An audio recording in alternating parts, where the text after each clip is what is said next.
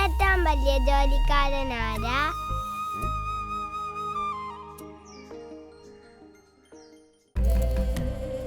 അതാ പശ്ചിമഘട്ടം, western guards.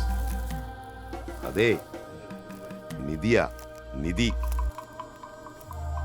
5-6 കുന്നിടിച്ച് താൻ സഹാറ മരുഭൂമിയാക്കി. എന്നിട്ട് എനിക്ക് ഈ ചോറ്റുവാദത്തിലാണോ കൊണ്ടുവരുന്നത്?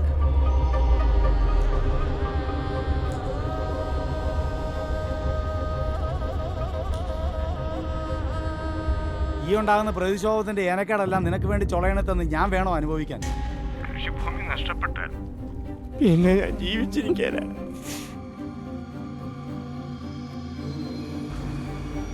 പശ്ചിമഘട്ടം സംരക്ഷിക്കാനല്ലടോ, അത് മൊത്തത്തില് നിങ്ങളുടെ രണ്ടുപേരുടെയും പേരിൽ എഴുതി തരാനാ ഞാൻ ഈ മല കയറി ഇങ്ങോട്ട് വന്നത്.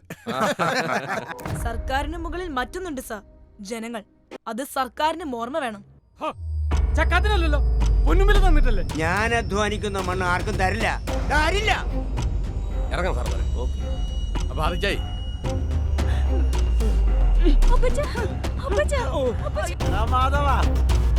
പോലെ ഇങ്ങോട്ടിറങ്ങി വാടാ. പൈസയും കടപ്പാക്കി മുങ്ങി നടക്കുന്നോടാ കഴുതേ. ഇടോ, നീ മിടുക്കനായി വരണം കേട്ടോ. ഞങ്ങളുടെ ആഗ്രഹമാണ്. നീ കേൾക്കും, എനിക്ക് ഉറപ്പുണ്ട്.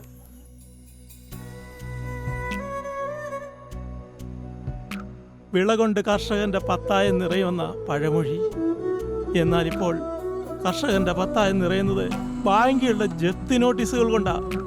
എല്ലാ ആണ്ടിലെ ബജറ്റ് പ്രസംഗങ്ങളിൽ കർഷകരെ കോൾമേൽ കൊള്ളിക്കുന്ന ബജറ്റ് പ്രഖ്യാപനങ്ങളുണ്ടാകും. പക്ഷെ ഇതൊക്കെ ഫയലിലേ കാണും, വയലിലേക്ക് വരില്ല.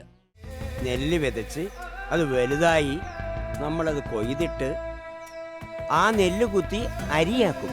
ആ അരി വേവിക്കൂലേ നമ്മള്, അപ്പോഴല്ലേ ചോറാവുന്നേ. ആ ചോറ് നിന്നിലാണ് നമ്മൾ വിശപ്പടക്കുന്നത്.